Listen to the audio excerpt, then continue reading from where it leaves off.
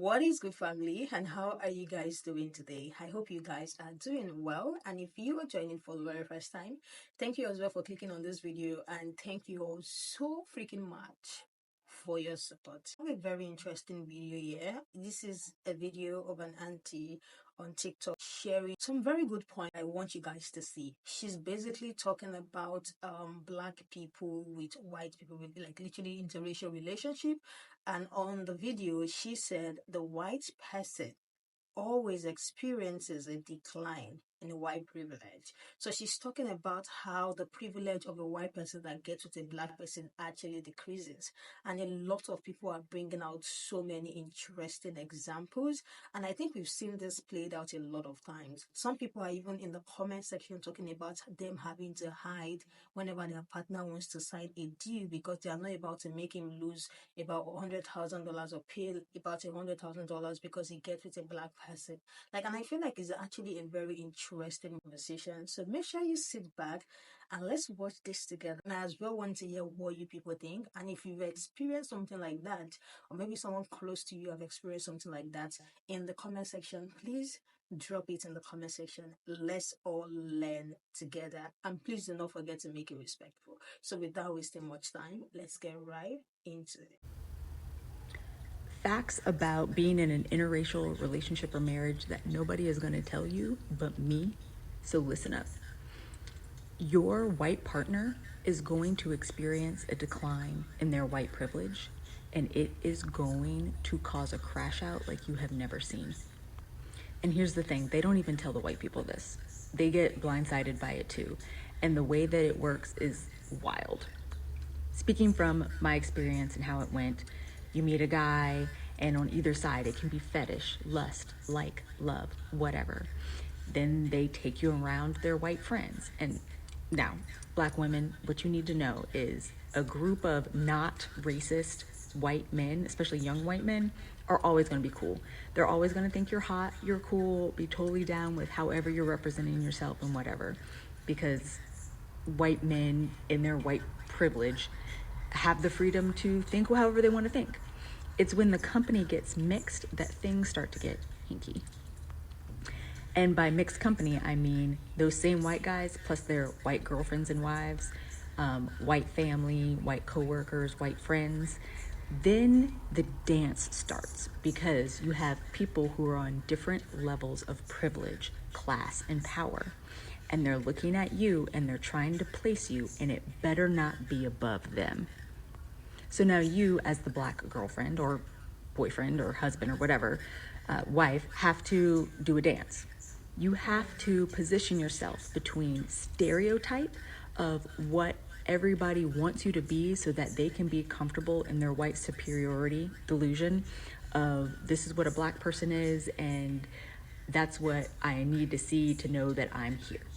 But you also have to be assimilated enough into white culture that you're not deemed a threat, that they can relate to you, they understand you, they see that you are parroting certain norms and things that they know that they can relax a little bit. So it's a constant dance, because do not walk into a room full of insecure white people and be all that and a bag of chips.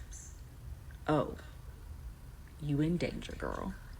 Because if you walk in there and you're not playing their little game that makes them feel good about themselves, if you walk in there and you are intellectual, you have poise, class, a great job, you're well educated, style, if you're not afraid of them, if you're not seeking their approval, if you are unbothered, they are not gonna like that. And they're gonna start looking at your white partner like, how dare you bring that here? And in order to keep their community of white delusion thriving, they have to remove any perceived threats, actual threats, anything that is not vibing in that collective understanding of who they deem themselves to be. And so that decline, that dismissal from white privilege is going to hit your white partner hard. They are going to get social backlash, stop being invited to things. Their family is going to start haranguing them about keeping you in line. their buddies are not going to come over because their wives don't like you. There's going to be a lot of things that happen. And not only will they possibly have a decline in their social status, their white privilege, but their upward mobility within white privilege can be chopped off, especially if it's at work. If they have a boss or a boss's spouse that feels some kind of way, all of a sudden promotion opportunities are not there for them. You are literally by showing up as your authentic self, by being real, by not taking any flack, or even if you are so token and so playing the game, but that other white person who has a little bit more power than your partner is is threatened or is insecure, there's nothing that you can do to stop them from wanting to yank privilege away from your partner or your spouse. It is what it is. And something that I was shocked by was that there will be other interracial relationships around, other black men, Negro women, and they're not going to help you. They are not your friend. They ain't looking out for you. Because if they stand up for you, if they speak up, if they try to mirror you, hell, if they even be nice to you or acknowledge your presence before anything else pops off, that could be seen as a threat. Because you have to remember, they're doing the same dance, right? They are also having to toggle between stereotype and non-threatening assimilated token. So they are having to consciously or subconsciously protect the white privilege of their spouse and the standing of their spouse for their own self-preservation. So no, don't look to them. They ain't going to help you.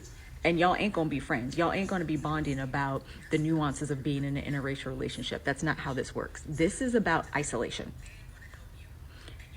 So if you find yourself with a white person who you might like, love, see yourself building a life with, and they have not completely deconstructed from white supremacy, delusion, from their need to have access to white power, from capitalism, from sexism, from, I'm trying to think of what else, from any of these societal powers, and they have not deconstructed from that truly intentionally to the point where they've already cut out problematic friends and family, and they are no longer trying to navigate that world. If they haven't done all of that work, that shit will be done for them by the nature of them being with you, and your white partner will punish you for removing them from access to their white power.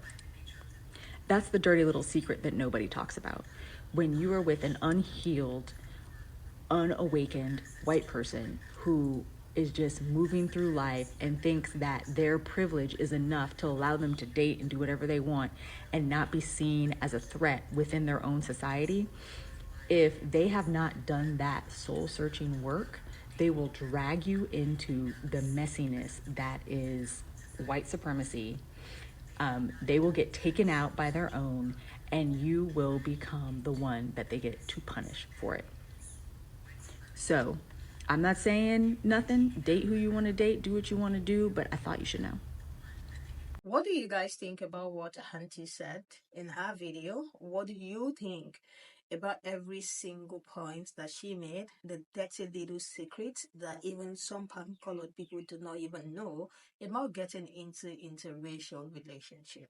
There are so many comments, people sharing their experience, even down to friendship as well. Someone literally said this is one of the reasons why they don't even see themselves dating a white person, because being a certain with a white friend as a black person is already exhausting. So imagine getting with a palm colored person and having to do that for the rest of your life.